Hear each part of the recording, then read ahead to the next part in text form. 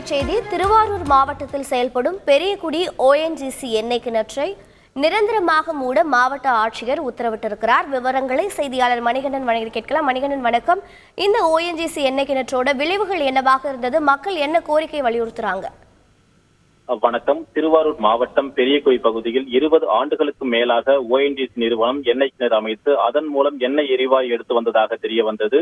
இந்த கிணற்றில் அதிக அழுத்தத்துடன் கூடிய வாயு தொடர்ந்து வெளியேறி வருவதால் கடந்த 2013ஆம் ஆண்டு பணிகளை நிறுத்திக் கொண்டு ONGC நிறுவனம் வெளியேறியது.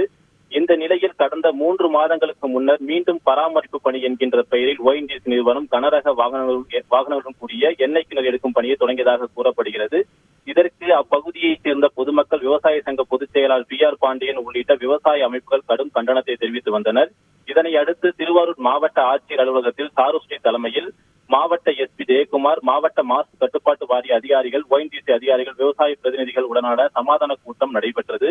இதில் எண்ணெய் எரிவாயு கிணற்றில் அதிகப்படியான வாயு அழுத்தம் பொதுமக்களுக்கு எந்த நேரத்திலும் பெரிய பாதிப்பை ஏற்படுத்த வாய்ப்பு உள்ளதாக, அதனை பாதுகாப்பான முறையில் வாயு அடர்த்தியை முழுவதுமாக குறைத்து முழுமையாக மூடுவதற்கு மாவட்ட ஆட்சியரிடம் எழுத்துப்பூர்வமாக ONGC விண்ணப்பிக்க வேண்டும். மேலும் பாதுகாக்கப்பட்ட வேளாண் மண்டல சட்ட விதிமுறைகளுக்கு உட்பட்டு உரிய அனுமதி வழங்கிய பின்னர் எண்ணெய் கிணற்றினை மூடுவதற்கு பணிகளை துவங்க வேண்டும்.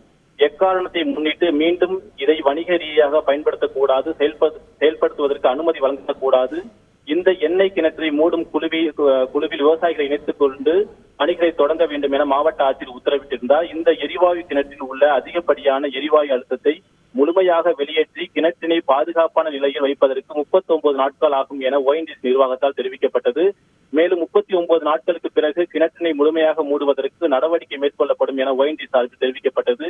இது தொடர்பாக மாவட்ட ஆட்சியர் அவர்கள் தலைமையில் 8 பேர் கொண்ட கண்காணிப்பு குழு ஒன்று செயல்பட்டு வருகிறது.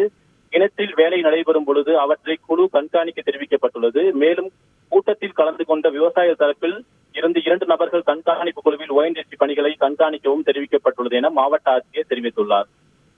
வழங்கியதற்கு நன்றி மணிகண்டன்.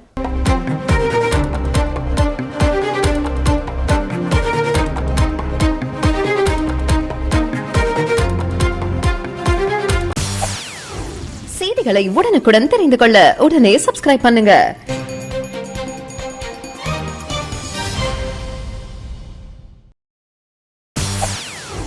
செய்திகளை உடனுக்குடன் தெரிந்து கொள்ள உடனே சப்ஸ்கிரைப் பண்ணுங்க.